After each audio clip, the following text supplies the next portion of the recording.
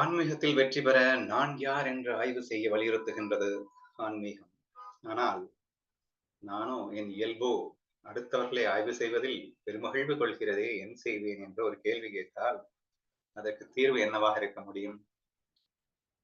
First இது ஏன் நடக்குது அப்படிங்கறதான் பேசிக் பாயிண்ட். அது எல்லாருக்கும் தெரிஞ்ச விஷயம் தான். இந்த ஈகோ அப்படின்ற ஒரு மோசமான வியாதி நமக்குள்ள இருக்கிற வரைக்கும் we never think about us and we will always research about another. ஏன் அடுத்தவங்களை ரிசர்ச் பண்றோம்ன்றது ரொம்ப ரொம்ப முக்கியமான பாயிண்ட். அடுத்தவங்களை ரிசர்ச் பண்றது நோக்கமே ஏன் ஈகோவை சாட்டிஸ்ஃபை பண்றதுக்காக. இப்ப ஏன் ego what do you mean by ஈகோன்னா நான் தாண்டா பெரிய ஆளு, என்னை விட எவனும் பெரிய ஆள் கிடையாது, சோ ஐ ஆம் தி கிரேட் அப்படிங்கிற ஃபீலுக்கு பேரு ஈகோ. சோ இப்படி நான் வந்து ஒரு ஸ்ட்ராங் ஒப்பீனியன்ல நான் இருக்கும்போது குவைட் நேச்சுரலி எனக்கு எப்ப சந்தோஷம் கிடைக்கணும்னா மத்தவங்க எல்லாம் மட்டமா இருக்கிறத பார்த்தாலே எனக்கு சந்தோஷம் கிடைக்கும். ஏன்னா எனக்கு சாட்டிஸ்ஃபை ஆகும் அந்த இடத்துல. நான் பெரிய ஆள் இல்ல, பெரிய ஆளுங்கிறது உண்மை இல்லாத ஒரு விஷயம். சரியா, எல்லாரும் சமம் தான், இது எல்லாமே மாயங்கிறது உண்மை. ஆனா அன்பார்ச்சுனேட்லி நான் பெரிய ஆளுன்னு நான் நினைச்சிட்டு இருக்கேன், பொய்யா நினைச்சிட்டு இருக்கேன். அந்த பொய்யை நான் நிரூபிக்கிறதுக்கு என்ன செய்ய வேண்டியது இருக்கு அப்படின்னா அடுத்தவங்களை மட்டமா பார்க்க வேண்டியது இருக்கு. மட்டமா பாக்குறதுக்கு என்ன செய்ய வேண்டியது இருக்குன்னா ரிசர்ச்சுக்கு போக வேண்டியது இருக்கு. சும்மா பார்த்தா எப்படி தெரியும்? அவன் என்ன பண்ணாலும் நம்ம திங்க் பண்றதுதானேங்க. எவனாவது ஒருத்தன் நல்லதே பண்ணாலும் சரி, இவன் சும்மா நாச்சுக்கு நடிக்கிறான், நல்லவன் மாதிரி நடிக்கிறான் அப்படின்னு சொன்னா வேலை முடிஞ்சது இல்ல. அப்ப அவன் மட்டம் ஆயிடுறான்ல. அவன் அவன் ஏன்னா நல்ல விஷயத்த பண்றான், நான் நல்ல விஷயத்த பண்றது இல்ல. ஐயோ இவன் என்ன நல்லவனா இருக்கான், என்னை விட நல்லவனா இருக்கான், ஐயோ என்னை விட கிரேட்னா என் ஈகோக்கு வலிக்குது.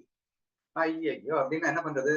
அட சும்மா நடிக்கிறான் சார், இவன் வந்து நல்லவன்லாம் ஒண்ணும் இல்ல அப்படின்னு ஒரு வார்த்தையை போட்டோம்னா நம்ம ஈகோக்கு ஃபுல்லா சாட்டிஸ்பாக்சன் கிடைச்சிருக்கு. சரியா? So why we are analyzing others, and more particularly why we are always analyzing negatively with others அப்படின்னு சொன்னா நம்ம ஈகோ சாட்டிஸ்பாக்சன்ல ஒரு பெரிய சுகம் கிடைக்குது. அதுதான் ரீசன் அப்படிங்கிற பேசிக் ரூட்டை நீங்க புரிஞ்சுக்க ட்ரை பண்ணுங்க அப்படிங்கிறாங்க. சரியா? அப்போ as long as if you have a strong ego, automatically அந்த ரிசர்ச் போகத்தான் செய்யும் அப்படின்றதையும் புரிஞ்சுக்கோங்க. இப்ப எப்படிதாங்க திருந்துறது அப்படின்னு கேட்டீங்கன்னா, யூ சி, நம்ம வந்து நம்பர் ஒன்னு முட்டாளா இருப்போம். ஆனா என்னை விட அறிவாளி யாரும் இல்லைன்னு நினைச்சிட்டு இருப்போம். சரியா? ஏன்னா முட்டாளா இருக்கிறதுனாலதான் நினைக்காம நமக்கு இல்லை. சரியா? சோ ஈகோனுடைய அந்த முட்டாள்தனத்தை நான் பேசிட்டு இருக்கேன். சோ ரியாலிட்டியில பாத்தீங்கன்னா நம்பர் ஒன் நான் முட்டாளா இருப்பேன், என்னை விட அறிவாளி யாரும் இல்லைன்னு நினைச்சிட்டு இருப்பேன். கஞ்சனா இருப்பேன், என்னை விட ஈகை குணம் யாரும் இல்லைன்னு நினைச்சிட்டு இருப்பேன். வாயில வர்றதெல்லாம் பொய்யா இருக்கும், ஆனா நான் பொய்யே சொல்ல மாட்டேனே அப்படின்னு நான் நினைப்பேன். சரியா? இது மாதிரி அடுக்கிக்கிட்டே போலாம் எல்லாத்தையும். சரியா? ஆல் தி நெகட்டிவ்ஸ் என்கிட்ட இருக்கும். பட் அந்த நெகட்டிவ்ஸ் எதுவுமே என்கிட்ட இல்ல அப்படின்னு ஆணித்தரமா நம்புவேங்க. அது எப்படிங்க? என்னங்க என்ன பத்தி எனக்கு தெரியாதாங்க? என்ன பத்தி எனக்கு தெரியணும்னா நான் என்ன பார்த்தா தானே தெரியும். நான் என்னைக்காவது என்ன பார்த்தா தானே உண்டு. நான் பார்க்கிறதெல்லாம் அடுத்தவங்கள தானே பார்த்துட்டு இருக்கேன். அதுவும் என்னை விட மட்டம் தட்டுறதுக்காக மட்டுமே பார்த்துட்டு இருக்கேன். ஒரு நாளாவது என்னை நோக்கி நான் திரும்பி இருக்கின்றேனா? என்னுடைய லட்சணம் என்னவென்று நான் ஆய்வு செய்திருக்கின்றேனா? சுய ஆராய்ச்சி என்பதை செய்திருக்கின்றேனா? செஞ்சா தானே என்ன பத்தி எனக்கு தெரியும். என்னங்க சொல்றீங்க? நான் இவ்வளவு மட்டமா இருக்குன்னு கூட எனக்கு ஏன் தெரியாதுன்னா, எங்கே மட்டமாகி விடுவேனோ என்று மட்டமாகும் போதெல்லாம் மறுபடியும் உன் அகங்கார எண்ணங்களை கொண்டு பூசி மெழுகி அப்பயும் நான் என்ன பண்ணிடுறேன்னா நல்ல வழி நிரூபிக்க. எப்படி சொல்லலாம்னா, நான் அங்க என்ன சொன்னேன்? ரொம்ப நற்செயல்கள் செய்துட்டு இருக்கான். அந்த நற்செயல்களை பார்க்கும்போது உனக்கு பொறாம வந்துருது. உடனே வந்து மட்டம் தட்டணும். அவன் சும்மா நல்லவன் மாதிரி நடிக்கிறான் அப்படின்னு சொல்லி தப்பிச்சிட்டோம் அப்படின்னு சொன்னேன். இங்க நீ வந்து ஒரு கெட்ட செயலை பண்ணிட்டு இருக்க. சரியா? அப்போ ஆட்டோமேட்டிக்கா என்ன ஆகும்னா, என்னடா இது இவ்வளவு மோசமானவன் இருக்கு அப்படின்னு நினைக்கும் போது நான் வந்து கீழே இறங்குறேன். அது எப்படி என்னால டைஜஸ்ட் பண்ண முடியும்? அப்போ குவைட் நேச்சுரலி ஆட்டோமேட்டிக்கா என்ன பண்ணுவேன் அப்படின்னா, நான் வந்து டேய் உன்னுடைய சிச்சுவேஷன் அப்படிடா. இந்த சிச்சுவேஷன்ல எவனா இருந்தாலும் எவ்வளவு பெரிய ஞானியா இருந்தாலும் அதை பண்ணத்தானே செய்வாங்க.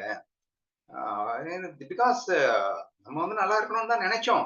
But in spite of that அது நடந்துருச்சு. நம்ம என்ன பண்ண முடியும் அப்படின்னு we are trying to escape from our faultsங்க. we keep on trying to escape our faults. நம்ம அடிக்கடி பேசிட்டு இருப்போம். இந்த டிஃபென்ஸ் பண்ணாம இருக்கிறது எப்படி அப்படின்னு எல்லாம் நம்ம அடிக்கடி கொஸ்டின் கேட்கிறோம். அப்படின்னா என்ன? நாம் தவறுகளை நாம் இல்லை என்று நாமவே டிஃபென்ஸ் செய்வது. டிஃபென்ஸ் தரப்பு வக்கீல் அப்படின்னு சொல்லுவாங்க இல்லையா? சோ இப்படி நாம் செய்கின்ற தவறுகளை டிஃபென்ஸ் பண்ணி தப்பிச்சிடுறது. அடுத்தவங்க பண்ற நல்லதுகளை இல்லைன்னு சொல்லி ஆராய்ச்சி பண்றது. இப்படி பண்ணிட்டு இருந்தா பின்ன அப்படிதான் இருக்கும். சரியா? So this is the reason அப்படின்றத ஃபர்ஸ்ட் மெயினா புரிஞ்சுக்கணும். Why we are in this fault. நம்ம ஏன் இப்படி இருக்கோம் அப்படிங்கிறத நீங்க புரிஞ்சுக்கணும் ஒண்ணு. சரி, இப்ப என்னையா தீர்வு அப்படின்னு கேட்டீங்கன்னா, சோ சிம்பிள். ஈகோவ பிரேக் பண்ணாம இதுக்கு தீர்வே கிடையாது. அப்ப நீங்க பண்ற பிராக்டிஸ் என்னவா இருக்கணும் அப்படின்னா, அந்த ஈகோவ பிரேக் பண்றதுக்காக மட்டுமே நீங்க பிராக்டிஸ் பண்ற மாதிரி இருக்கணும். அது எப்படி அப்படின்னு கேட்டீங்கன்னா, நீ அடுத்தவன ஆராய்ச்சி பண்றதனுடைய நோக்கம் என்ன? மட்டன்னு சொல்லிருக்காரு. அத பண்ணக்கூடாதுன்னு முடிவெடு. இல்லங்க எனக்கு ஊறி போயிடுச்சுங்க. நான் பார்த்தாலே ஆட்டோமேட்டிக்கா ஆராய்ச்சி பண்ணிடுவேங்க. அப்ப பண்ணி தொல. ஆனா, அவன்ட்ட இருக்கிற பாசிட்டிவ் குணங்கள மட்டும் ஆராய்ச்சி பண்ணு. அவன்கிட்ட நெகட்டிவ் குணத்த ஆராய்ச்சி பண்ணாத. சோ, அதுல ஏதாவது நான் கத்துக்க முடியுமான்னு மட்டும் ஆராய்ச்சி பண்ணு. ஏன்னா everyone has the mix up of pluses and minus தானே. ஒவ்வொரு மனிதனிடமும் வந்து பிளஸும் இருக்கு, மைனஸும் இருக்கு. அப்ப அவன்கிட்ட இந்த நெகட்டிவ் அவாய்ட் பண்ணிட்டு, நீ அந்த பிளஸஸ மட்டும் பார்த்து, நீ அதுலேருந்து கத்துக்க ட்ரை பண்ணு. சோ, இப்ப ரிசர்ச்சே பண்ண வேண்டாம்னு நான் சொல்லலையே. உனக்கு தான் ரிசர்ச் பண்ணாம இருக்க முடியாதுல்ல. பண்ணிக்கோ. பட் எப்படி பண்ணணும்? ஈகோ பிரேக் பண்ற மாதிரி பண்ணணும். ஈகோ பிரேக் ஆகும் எப்போ அப்படின்னா, உன்னுடைய பாசிட்டிவா பார்க்கும்போது ஈகோ பிரேக் ஆகும். இதுல பியூட்டி என்னன்னா, ஈகோ பிரேக் ஆகும்போது நீ அழுவ. ஆனா நீ அழக்கூடாது, சிரிக்கணும். So this is the practice அப்படின்னு நான் சொல்ல வரேன். சரியா? நம்ம ஈகோ பிரேக் ஆகும்போது அழுதோம் அப்படின்னு சொன்னா, நம்மள நம்ம தேத்துறதுக்கு மறுபடியும் அவன மட்டம் தட்ட ஆரம்பிச்சுருவான். அப்போ யாரோ சொன்ன சக்தி சொன்ன மாதிரிதான். ஈகோ டெஸ்ட்ரக்ஷன்ல சுகம் காணும் வித்தை எவன் காண்கின்றானோ, அவன் மட்டும் தான் இந்த வியாதியிலிருந்து வெளியே வர முடியும். அப்ப ஈகோ டெஸ்ட்ரக்ட் ஆகும்போது, அப்பா வேணும்டா உனக்கு அப்படின்னு சொல்லிட்டு எனக்கு ஐ திங்க் இன்னைக்கு காலையில ஒரு மெசேஜ் அனுப்பிச்சிருக்கேன்ல. என்ன சொல்லியிருக்கேன்? If you really wanted to become a friend of you, you should be an enemy of your ego. உன்னோட ஈவில் குவாலிட்டிஸ்னா என்ன? ஈகோ தானே மிகப்பெரிய ஈவில் குவாலிட்டிஸ். சரியா? நான் என்னுடைய ஈகோவுக்கு எனிமியா இருந்தா மட்டும்தான், நான் எனக்கு ஃப்ரெண்டாவே இருக்க முடியும் இல்லையா? சோ அந்த மாதிரி அப்போ ஆட்டோமேட்டிக்கா ஈகோ அழுதா, என் எனிமி அழுகுறான்னு அர்த்தம். என் எனிமி அழுதா நான் சந்தோஷம் தானே படணும். நீங்க திரைப்படத்துல ஒரு வில்லன் வந்து அழுதுட்டு இருக்கான். அல்லது ஹீரோ வந்து பயங்கரமா அடிக்கிறான். அடி வாங்கிட்டு இருக்கான். வில்லன் அடி வாங்கிட்டு இருக்கும்போது ஹாப்பியா தானே இருக்கு. ஏங்க நமக்குள்ள இருக்கிற ஈகோங்கிறது வில்லன் தானேங்க. அந்த வில்லனை வீழ்த்தும் போது நான் சந்தோஷப்படணுமா, துக்கப்படணுமாங்க? இந்த ஒரு தவற சரி பண்ணாலே போதும் அப்படிங்கிறேன் நான். சரியா? அப்போ நீங்களா உங்க ஈகோவ டிஸ்ட்ரக்ட் பண்ற மாரி நீங்க செயல்படுங்கன்னு சொன்னேன். அது கூட நம்ப முடியாதுன்னு சொல்லிட்டீங்களா? தானாவே டிஸ்ட்ரக்ட் ஆகுதா? அப்படின்னா சந்தோஷப்படும் வித்தையை மட்டும் பயிற்சி கொள்ளுங்கள். அவனை உன் எனிமி என்று முதல்ல முத்திர குத்துங்க. ஈகோ டெஸ்ட்ராய் ஆனா அது சந்தோஷம் தான். ஏன்னா அவன் இருக்கிற வரைக்கும் நம்மளால ஞானத்திலயும் பயணப்பட முடியாது. சந்தோஷமாவே வாழ முடியாதுங்க. நீங்க ஞானி எல்லாம் ஒண்ணும் ஆக வேண்டாங்க. ஒரு லௌகீகத்துல ஒரு மியர்லி ஒரு சந்தோஷங்கிறது ஒண்ணும் இல்லாம என்னத்த வாழ்க்கை வாழ்றதுங்க? உலக சுகம் கூட உங்களுக்கு கிடைக்காது அப்படிங்கிறேன் உங்களுக்கு ஈகோ இருக்கிற வரைக்கும். உங்ககிட்ட பணம் இருக்கலாம், காசு இருக்கலாம், பதவி இருக்கலாம், எல்லாம் மண்ணங்கட்டி இருக்கலாம். கூடவே ஈகோவும் சேர்ந்து இருந்ததுன்னா 1/2% கூட உங்களால சந்தோஷமா வாழ முடியாதுங்கிறது தானங்க ஃபேக்ட். சோ அப்போ லௌகீக சுகத்துக்காக கூட அந்த ஈகோவை நீ இழக்கணும் அப்படிங்கிறத புரிஞ்சுக்கணும். ஈகோனுடைய டேஞ்சரை புரிஞ்சுக்கணும். ஈகோல சுகமே இல்லைன்னு நம்பணும். அது சுகத்த குடுக்குற மாரி குடுத்து படுகொலியில தள்ளிட்டு இருக்கிற அந்த விஷயத்த நீ ஒரு தடவை 2 தடவையாடா அனுபவிச்சுட்டு இருக்க. வாழ்க்கை பூரா அனுபவிச்சுட்டு இருக்கேல்ல. அவன் ஏமாத்து பேர் வழி அப்படின்னு புரியுதுல்ல. அதுக்கப்புறமா நீ அவனுக்கு சப்போர்ட் பண்ணிட்டு இருந்தேன்னா என்ன ஆகும்? அவன்ட்ட போற ஃப்ரெண்ட்ஷிப் வேற பச்சுக்கிற. தோள்ல கையில போட்டு அந்த ஈகோவ டெவலப் பண்ற மாரியே திங்க் பண்றது. சோ தேர்ஃபோர் சொல்யூஷன் அப்படிங்கிறது first understand the danger of ego and feel that he is an enemy of me and whenever he is failing அப்படின்னா அதாவது அந்த ஈகோ அடிபடும் போது சந்தோஷப்படு. Is a very very important tip. சரியா? அப்ப என்ன செய்யணும் அப்படின்னு கேட்டீங்கன்னா அப்கோர்ஸ் அடுத்தவங்கள ஆராய்ச்சி பண்ண வேண்டாம். உன்னை மட்டும் ஆராய்ச்சி பண்ணணும்னு சொல்லலாம். பட் அடுத்தவங்கள ஆராய்ச்சி பண்ணாம இருக்க முடியலன்னா பண்ணிக்கோ. பட் ஒன்லி பாசிட்டிவா பண்ணிக்கோ. நெகட்டிவா பண்ணாத. எத கத்துக்க முடியுமோ அதை மட்டும் கத்துக்கோ. அப்படிங்கிற மாதிரி நீங்க ரிசர்ச் பண்ண ட்ரை பண்ணலாம். Amanitva is the very best tips given by Jnanadeva. எந்த அளவுக்கு உன்னை மட்டம் தட்டுவதிலே சுகம் காண வேண்டும்ங்கிறத அவரை விட எலாபரேட்டா யாரும் எக்ஸ்பிளைன் பண்ண முடியாது. சோ அந்த அளவுக்கு எக்ஸ்பிளைன் பண்ணியிருப்பாரு. நேத்து நம்ம படிச்சோம். அந்த தனிமைக்கு அவரு என் ஏகாந்தத்தையே அவன் திரிவான் அப்படிங்கிற விஷயம் எல்லாம் ஷேர் பண்ணியிருந்தாங்க. அதை ஒண்ணு யூஸ் பண்ணுங்க. 2வது இந்த அறிவாளி அப்படிங்கிற அந்த போர்வையில நம்ம அடுத்தவங்களை திருத்தணும் அப்படிங்கிறதுல ஒரு சுகம் காண்கின்றோம் அப்படிங்கிற ஒரு விஷயம் நம்ம பேசணும். அது மாதிரி ஒரு டேஞ்சரான விஷயம் எதுவுமே இல்லைங்க. ஏங்க இப்போ நீங்க எல்லாம் இருக்கீங்க.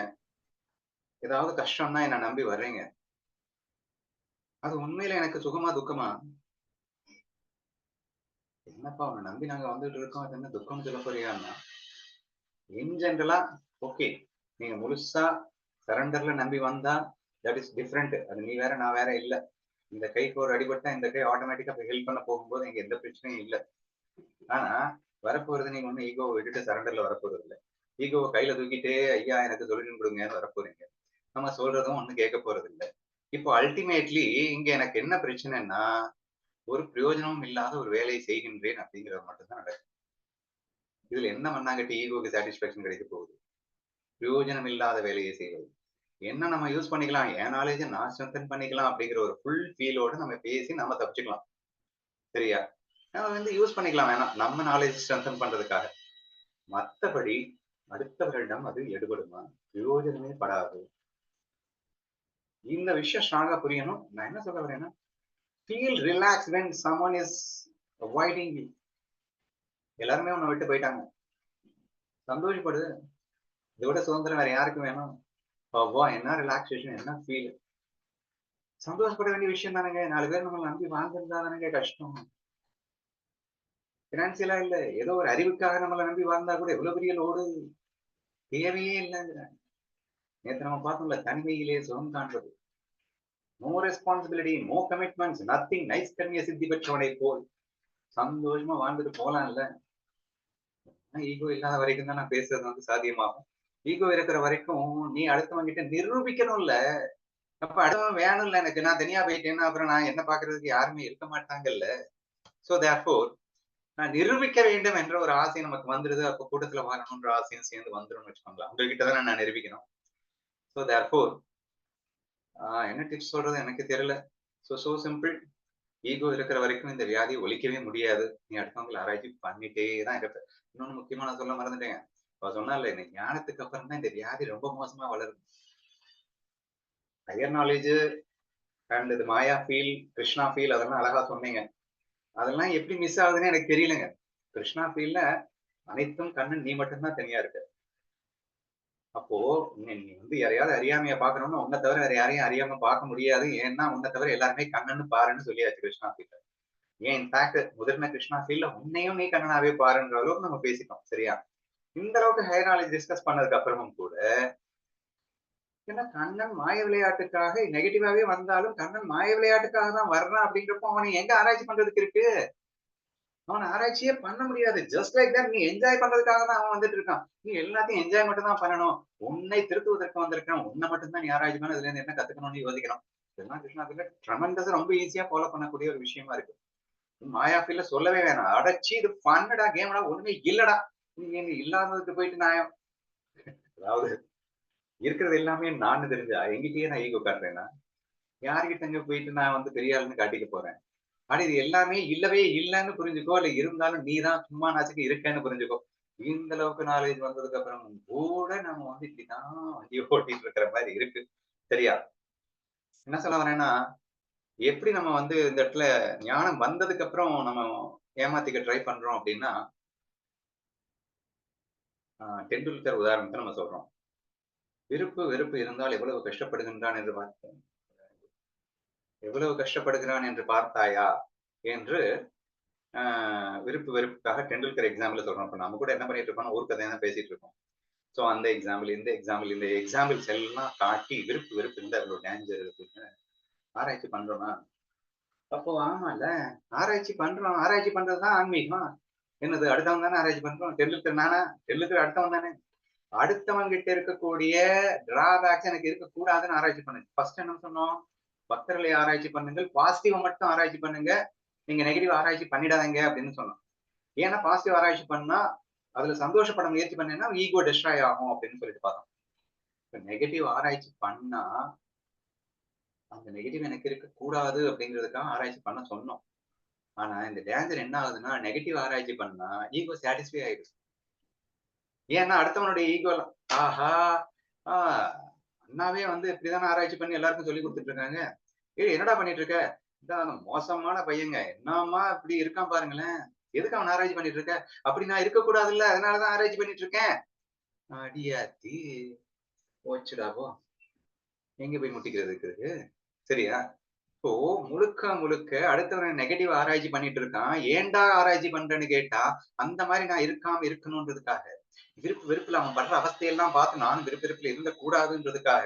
சொல்லும்போது ஈகோ செமையா பூஸ்டப் பண்ணிட்டு இருக்கான். ஐயோ! அப்ப நான் அடுத்து சொல்ல வேண்டியது இருந்தது. இதெல்லாம் முன்னாடி நம்ம டிஸ்கஸ் பண்ணியிருக்கோம். டேய், நீ ஆராய்ச்சி பண்ணணும்னா, இந்த டெண்டுல்கரையும் அல்லது உன் கண்ணுக்கே தெரியாத ஒருத்தனை ஆராய்ச்சி பண்ணிக்கோ.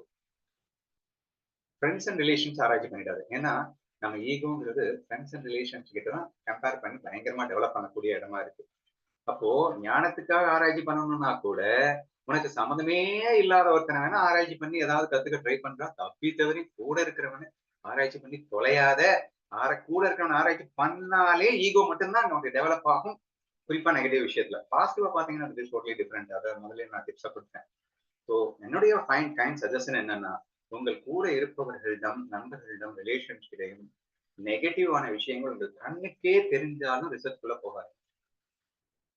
அப்பட்டமா உங்கள் கண்ணுக்கு என்ன நீங்க ரிசர்ச் பண்றதுக்கு முன்னாடி ஆட்டோமேட்டிக்கா உங்களுக்கு வந்து மோசமானவன் என்ன இப்படி பண்ணிட்டானேன்னு தோணும். ஏன் பண்ணான்னு யோசிக்காதீங்க. அது எனக்கு தேவையில்ல. அவங்க வாழ்க்கை அவங்க வாழ்ந்துட்டு போறாங்க. மூடிட்டு இரு அப்படின்னு சொல்லிட்டு, அடுத்தவர்கள அதுவும் குளோஸ்ட் ஒன்ஸ் ரிலேஷன்ஸ ரிசர்ச் பண்றதுக்கு முன்னாடி உஷாரா இம்மீடியட்டா முளையிலேயே கிள்ளி எறின்ற மாரி தடுத்துருங்க. இந்த ஒரு விஷயத்துல ஜெயிக்க முடிஞ்சது அப்படின்னா, கண்டிப்பா நம்ம இந்த வியாதியிலிருந்து வெளிய வந்துடலாம். So never research for any reason. ஞானத்துக்காக கூட close ones and friends and relations research பண்ணிடக்கூடாது என்பதை மிக திடமைராகியத்தோடு இருந்தால் கூட, கண்டிப்பாக நம்ம இந்த வியாதியிலிருந்து வெளியே வரலாம் அப்படின்னு நினைக்கிறேன். ட்ரை பண்ணுங்க. முடியுதான்னு பார்ப்போம்.